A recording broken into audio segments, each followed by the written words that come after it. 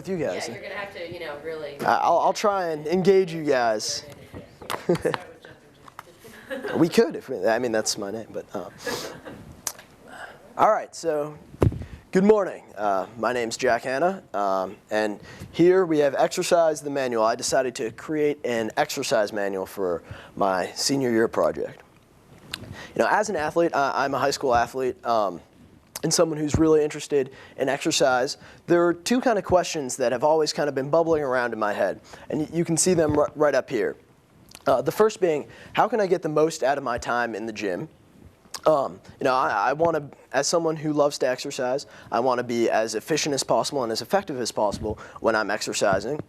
I don't have all the time in the world to use, so that's important to be efficient when I can find the time. And the second is, why do so many people exercise in a way that is unproductive and or harmful to their bodies? I don't know if you guys have any experience going to gyms, exercising, things like that, seeing you go into a gym, you might see someone just walk right in and start lifting heavy weights right away. And that's without any warm-up or anything like that. And that's one instance of someone exercising in an unproductive way that could be harmful to them. So I've kind of always wondered about these two questions and what can I do to make a change. So let's jump right into weightlifting. First, let me define weightlifting for you in terms of how I'll be using it in my presentation. What I mean by weightlifting is displacing weight for the purpose of displacing that weight. That is to say, push-ups and pull-ups, although they're not necessarily traditionally considered weightlifting, because there's no added weight, I consider weightlifting, whereas like jogging, running, swimming, biking, I would not put in the weightlifting category. But the value of weightlifting, let's get back to that. Number one, it increases bone density. Now this is really important because for some people, they suffer from a condition called osteoporosis. And that's a condition where your bones, the density in your bones actually decreases, and by simply weightlifting every so often in an appropriate manner, you can increase your bone density and alleviate some of those symptoms.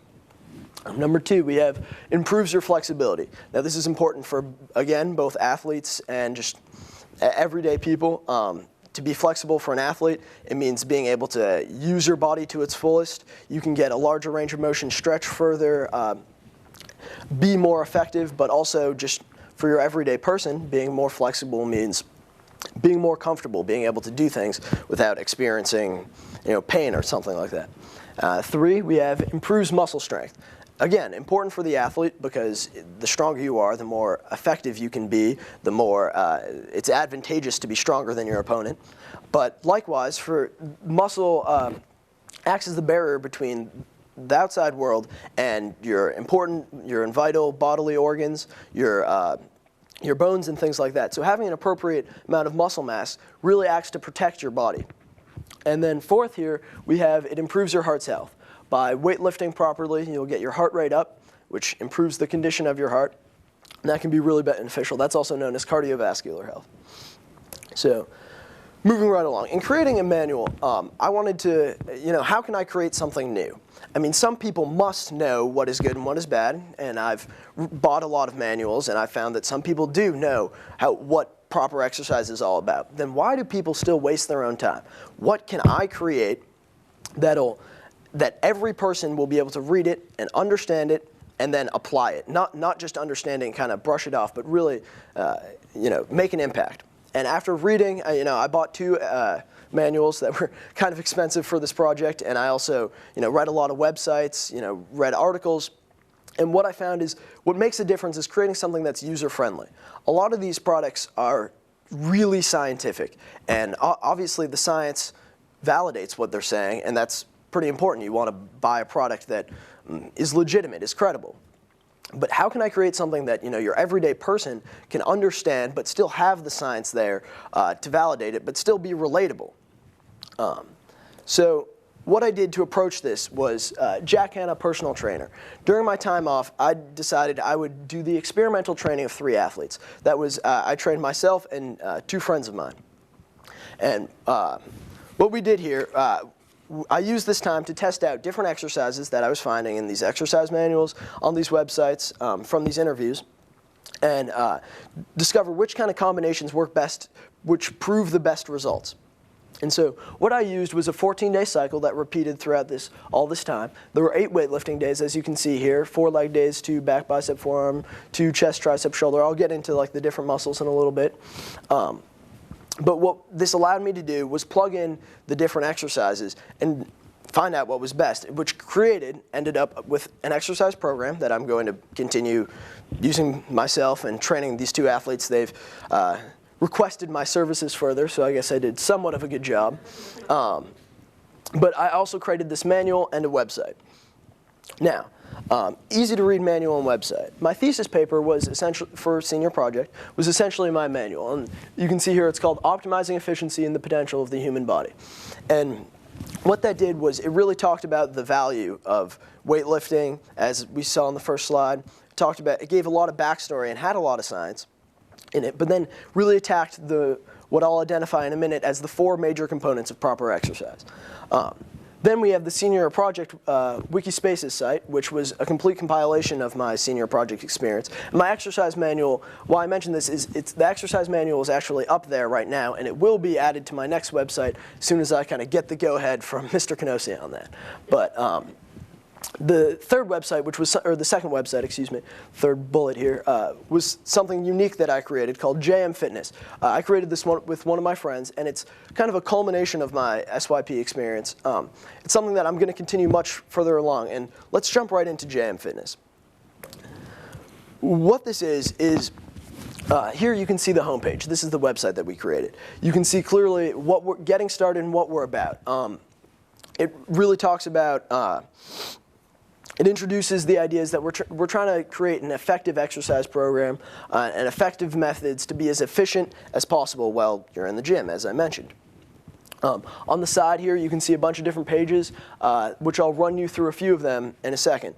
So what's cool about this idea is it can be constantly updated, and which hopefully is another medium that can be relatable to people. Here you'll see Matt's workout. This is a workout that my friend and I created together. This is just the top page. It scrolls down further, but this is just a picture of that. And you'll see it has a list of exercises here. But underneath each exercise, is an explanation of how each one should be done. I wanted to create something that people could just pick up, not really know much about, not really know all the terms, and be able to read it and really understand what we mean by, incline bench dumbbell. Like, what does that mean? Isolator. Like, explain how to perform these exercises in a way that's effective.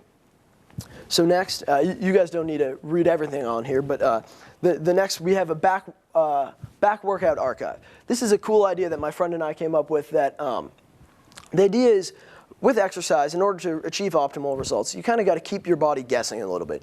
A lot of people reach this point, what we call plateauing, where they keep doing the same thing and they're not getting any better results. So what we did was we created these archive pages where they include a bunch of different workouts that might not be in the program that we created. That if you're kind of struggling, you're doing the same back workout all the time, maybe you can try one of the 4 or 5 different back workouts that plug right into the program seamlessly, and to keep your body guessing and really fight through that plateau. And all of these have been proven through our personal experience to be very successful. Next here, we have an explanation page. These are one of the pages that we really kind of jump into explaining things. The perfect bench press, you'll see. The bench press is a great example of an exercise that a lot of people perform in a way that's really harmful to themselves. So what we've done here is we've created this page that explains how to do the bench press exercise properly, in addition to explaining some common mistakes and how you can avoid them. So this is really important because what you can see here is if you want just the workouts, you can get just the workouts. They're here on the side. But if you also want a little bit more, you want a little bit extra, you want to see the explanations and stuff like that, we'll have that right here. And this is a project that my friend and I plan on continuing for years to come, so long as we're still interested in exercise. We'll put videos up there. They're not up there yet, but they're in the making. So this all talks about a lot of different things that are important to exercise. So let's jump in. What are the 4 components of exercise? What does it really take to be as effective and efficient as possible while exercising? The 4 basic components that I found were warming up properly, order and intensity of exercise, nutrition and rest, and cool down. So first, you see warm up. Now, what does it mean to warm up? What are the benefits of warming up? Well, by warming up, you're getting a blood flow to your muscles, which prepares them for work. By getting that fresh blood flow, you warm them up and then makes them more pliable, more ready to exercise. Number one, the first thing up there you can see is foam rolling. This right here, what we have right here is a foam roller. Comes in many different colors. They have bigger ones as well. They're usually red, white, or black. But what does this do? How do you use this? Well, basically, the benefits of foam rolling are it increases the flexibility in blood flow. So how you use this is actually you lie down on the floor on this. I'll perform this against the wall so you guys can, I guess there's not much space here. I hope you guys can still see me. You lie against the floor, but I'll perform it against the wall here. And you roll your body against the foam roller. And what that does is underneath your skin is a tissue called the fascia. And the fascia lies just above the muscle tissue. That it's a soft connective tissue that, due to disuse, improper stretching, it can become stuck to that muscle membrane. And when that happens, you restrict your bodily movement, you decrease your range of motion, and decrease your flexibility. So it's really important to foam roll regularly to soothe that tight fascia, and prevent these side effects. Next, you see dynamic stretches and activities. What do I mean dynamic stretches? Well, examples of dynamic stretches are like high knees performed like this, in repetition, butt kicks performed like this. Also, arm circles are a real easy example. And the idea behind this is, again, to lightly loosen up your body. Dynamic stretches are kind of a light fluid routine where muscular effort is used to stretch, but the end position isn't held, as opposed to static stretches where you hold a certain position. So the dynamic stretches are an easy way to increase your heart rate, get your body moving, and loosen up the muscles.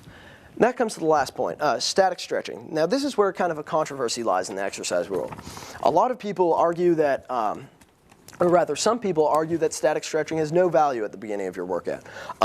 Jim Smith, he's a certified strength conditioning specialist by the National Strength and Conditioning Association. He's also a certified fitness trainer by the International Sports Science Association and an expert trainer who writes for the fitness publication Men's Fitness, and he works on the Elite, also another magazine, Q&A staff. He argues that static stretching at the beginning of your, during your warm-up doesn't really have much of a value. He would argue that it should be only done in your cool down. But then Jacob Hiller, another certified trainer who's trained high school, college, NBA, and even Olympic athletes, particularly in jumping, argues that the only way you can achieve optimal results is stretching at the beginning. Because that increases your flexibility. Now, I would argue that I would agree with Jacob Hiller. In my experience, stretching at the beginning really makes a difference. It's a great way to increase your flexibility before you start exercising, which will improve your range of motion when you perform the exercise. So if you have a larger range of motion, if I can move my arm further back when I want to press, if I can bend farther down when I want to squat, I'm able to target more muscle fibers and therefore get more out of my workout. And so in my experience, training my athletes and me, by stretching at the beginning of our workouts, we've been able to greatly improve our flexibility. Some of us weren't able to even touch our toes at the beginning, and now can get our palms on the floor. In addition to really, especially in the jumping category, or I guess area, we've seen a great increase in capabilities. So next we have the order and intensity of exercise. The question that comes to mind here is, how long can the body perform at its maximum level of intensity, and how can we take advantage of this? Now, this is where most people agree, but this isn't really necessarily a common fact. Jim Smith and Jacob Hiller, for example, both agree on this, that the human body on average can only exercise at its peak intensity, at its maximum capabilities, for about an hour to an hour and a half. Obviously, it varies a little bit from person to person, but that's about the average. So with that in mind, our exercises, or our workout sessions, should only be that long so we can exercise at our peak intensity. So a lot of people, you see them exercising 2-3 hours, and a lot of that time spent looking in the mirror, taking excessive breaks between exercises, and that's not valuable. I want to be efficient and I want to be effective to get optimal results. So during your exercise, breaks should be minimal in order to maximize your intensity. And then also you got to consider the order of your exercises so you can maximize your intensity.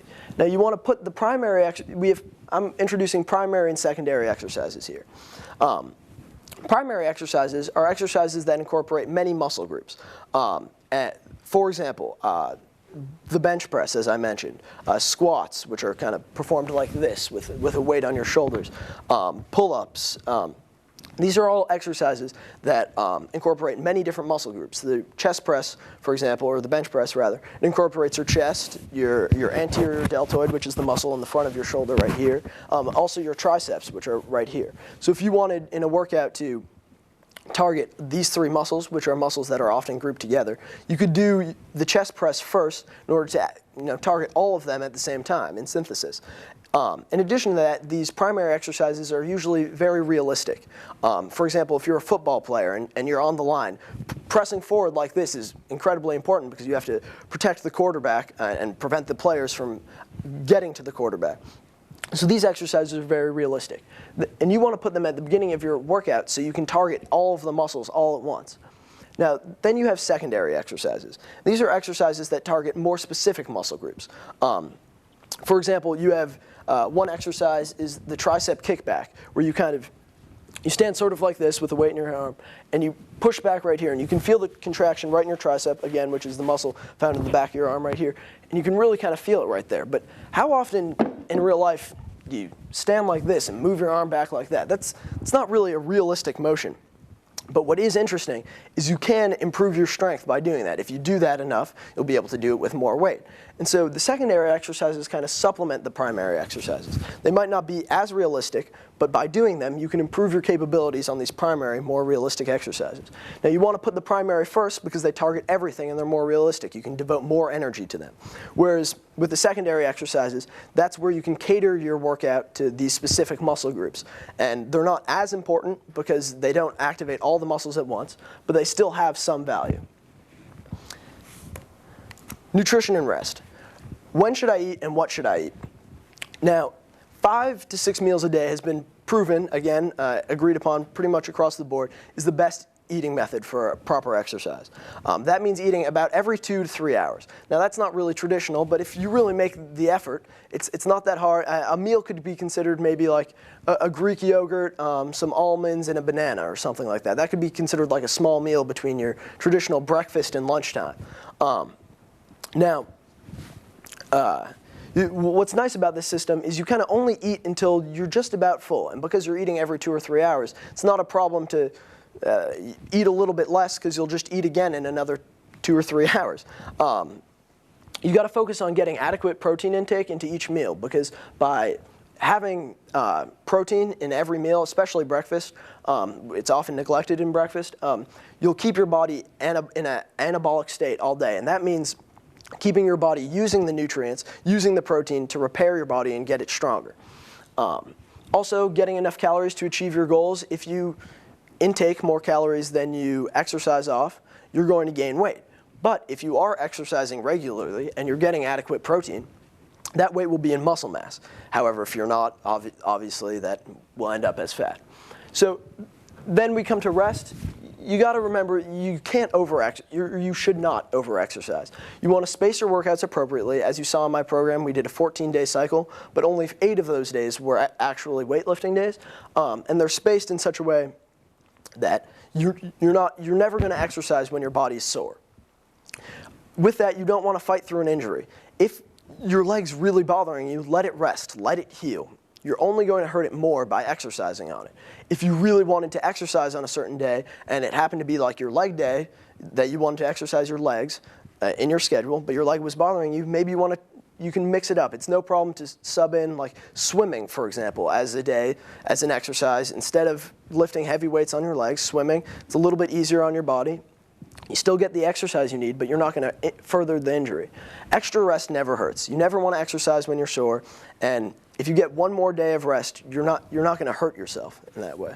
You got to protect the body. Lastly comes to cool down, and this is very similar to warm up. All it requires really is some light dynamic activity. Make sure the body stays loose. After a long exercise, your body usually tightens up. So light dynamic activity, again, just the high knees, done like this. Body weight squats are also kind of nice. Static stretches, this is, everyone sort of agrees that static stretches at the end of a workout are beneficial. Increases your flexibility. And again, we have foam rolling. Helps soothe that tight fascia, prevent that restriction of movement. Last, we have a cold shower. Now, you might be wondering, well, what does a cold shower do? I don't really want to take a cold shower. But what that does is it restricts the blood flow to your muscles. And again, you might be wondering, I thought we were doing the dynamic activity to increase the blood flow. Well, after a workout, taking a cold shower, it'll restrict the blood vessels, get all the blood away from the muscles. Now, when the cold shower is finished, a fresh new supply of blood will be brought to the muscles, which will have a fresh supply of oxygen, which will completely renew your muscles and be able to start repairing faster. In addition, it'll prevent swelling if you have some sort of ailment, and it also helps prevent lactic acid buildup in the muscles. And lactic acid buildup is what creates the feeling of soreness in your muscles. So, how can we achieve optimal results? Obviously, hard work. All of these components are kind of dependent on the fact that people are trying and working as hard as they can. But again, the 4 components that I've found to be most successful are warm-up, order and intensity of exercise, nutrition and rest, and cool down. And last, you have to stay updated. You have to check out the exercise manuals. That's why I created an exercise manual, a product that, in my instance, it's free, that you can read, explains the science, but also read the websites and forums. They can be updated regularly, by day basis. So you can really get the cutting edge information by having websites, and that's why I created one, so I could share that with the public. And just do the research. Know your stuff, find out for yourself, test out different things, and find out what works for you. Everybody is different. There is a formula that seems to work for everyone, but each body is different, and you can cater your exercises if you just read the websites to that. And that's my presentation.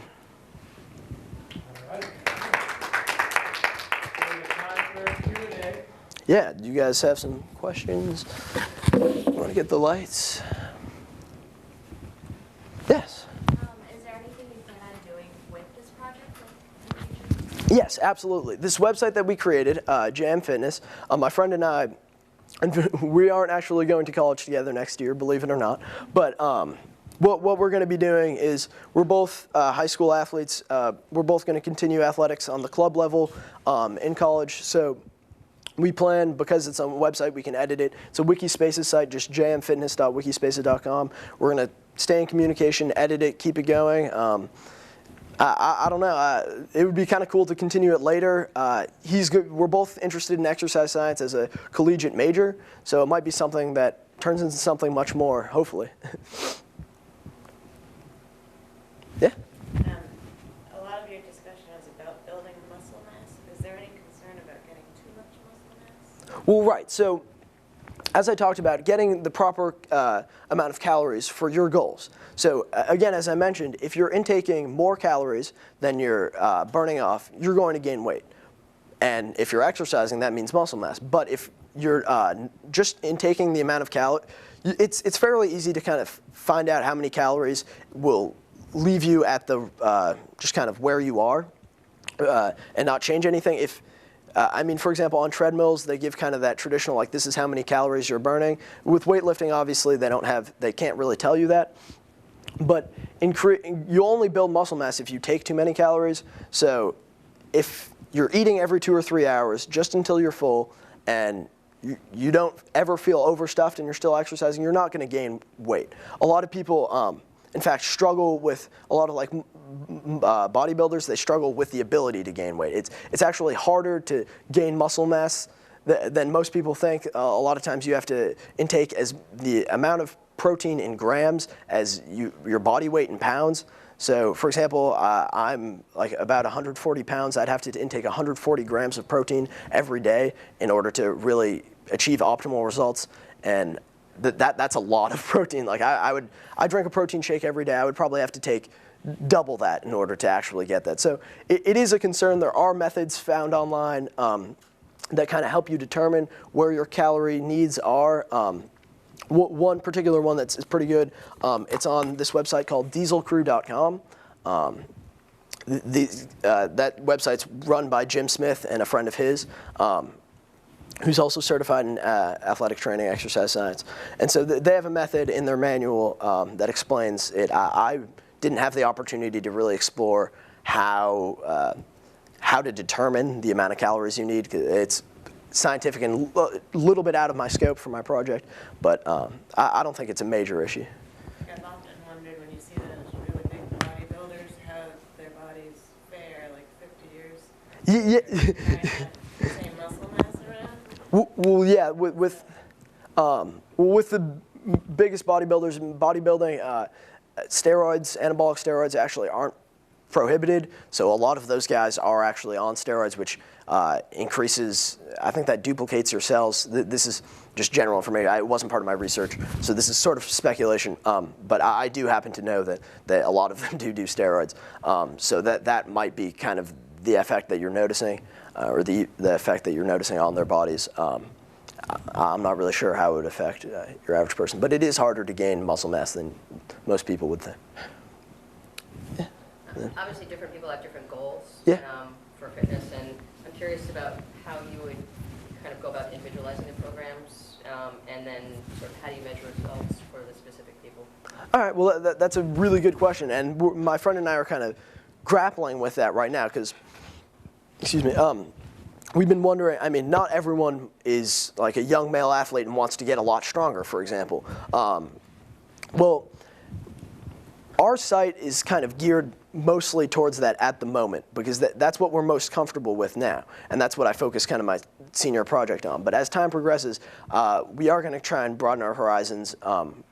One example is in a lot of our exercises, you'll see kind of low rep exercises, or exercises performed in low repetitions. For example, most of them are around 8, and that yields kind of like power and strength found like explosiveness, being able to do short bursts of strength. And a lot of people, if they don't want to get a lot bigger, they'll do more repetitions, like 15, for example, is a pretty common number found in exercise. And that's one way. We haven't kind of opened our horizons on our website yet, but we do plan on doing. And you make it pretty clear sort of who your audience is then? Well, yeah, in getting started on the homepage, I can bring that up right now, actually.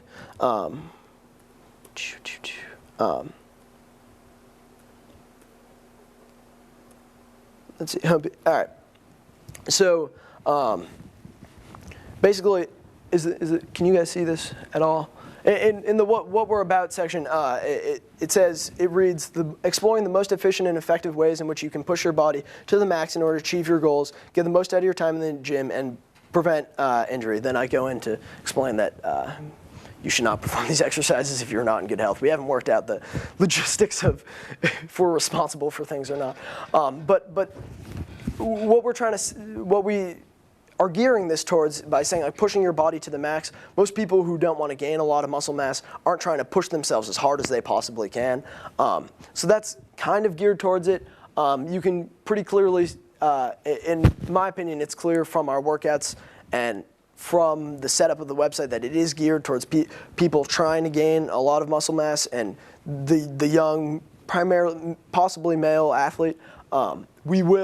This is actually a pretty good idea. We will try and make that much more specific and open it up once we, or rather detail what we're geared at right now and then try and open it up in the future. So thank you. I appreciate that idea. Yes? You did a very good job, by the way. As a Thank coach you. in the building, I was just curious if it could be a resource for, I don't know if you presented it to Mr. Ducey, but as a coach to be able to go on your website and tailor it to a specific team.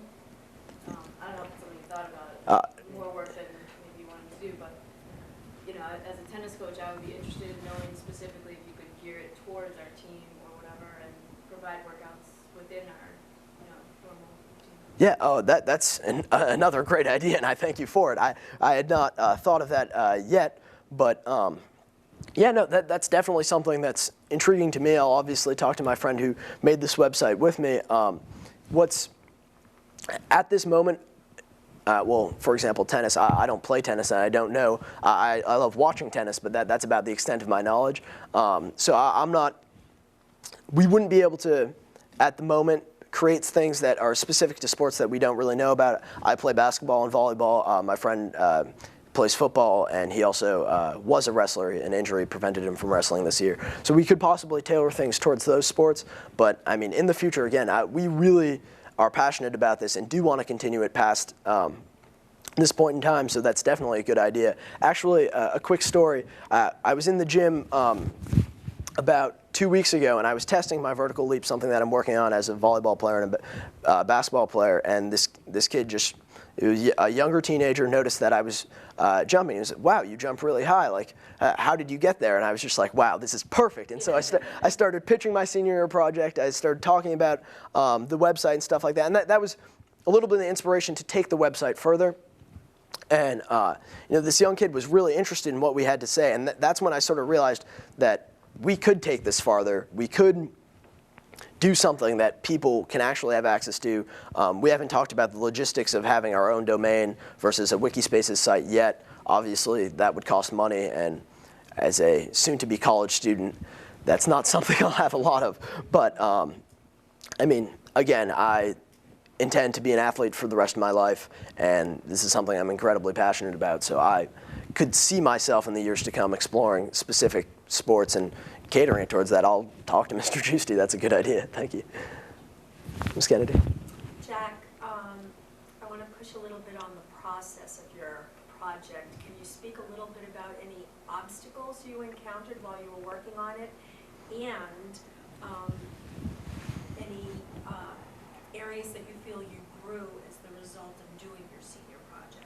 Yeah, absolutely. Well, first, kind of an obvious obstacle, well, it wasn't obvious at first, but it became pretty clear, was in training myself and 2 other athletes, though they both happen to be senior year scholars. It's difficult to find time to work all together, and so that was an obstacle in order to get in the gym and test out all the things that we were researching, or that I was researching and finding out. That was an obstacle for me. But in terms of pushing myself, I mean, well, I'd always sort of dreamed of creating something like this. I've been reading websites sort of comparable to the JM website, JM Fitness website they created for the past like 3 years, like every night, just really just getting in there and finding out all this great, incredible information. And me and one of my friends who created this website, my friend Matt, we sort of did this together, reading the website, and we always, I mean, the website that we read most often was done by 2 people as well. And so it was always sort of in the back of my mind like, man, it would be cool to someday get a degree and do a lot of research and figure this all out and make one of my own. And I never imagined that like an opportunity like Senior Year Project would be there and present itself and give me that ability to get out there, test it all out, train athletes. I mean, I'm not a certified personal trainer, but my friends gave me their time, or got my services for free, depending on how you look at it, to test things out and to do experimental training. I told them, like, I know what I'm talking about, but I am testing new things. So that was just an incredible opportunity I'd always dreamed of, but never actually thought was plausible. So that was a huge step for me, at least, in pursuing this. Thank you. Thank you. No more questions? Just curious who you collaborated with on this project. I mean, obviously, you're saying, you don't have all the information. Who were the people that you were going to, or the kinds of people that you were going to? Well, as I mentioned, Jim Smith, Jim Smith and Jake Pillar, I had an email correspondence with both of them. They both have websites, and they both have manuals as well. And those were the 2 manuals that I purchased. In addition to that, I looked at a lot of, here, I can bring up my bibliography. That'll help me out on this question. Yeah, I was curious more sort of individual contact too, as Oh. opposed to just, reading sources. Oh, yeah. Well, I talked to some of the trainers at the YMCA. That's the venue for, this is just kind of the general information of the website. I have no interview citations here, but I talked to a lot of the trainers at the Y about different techniques. Mike Causel is one of the, I don't know if any of you are familiar, he's, I believe, the master trainer at the Y. He's a really great source of information. He happens to read some of these sites as well, so he can sort of bridge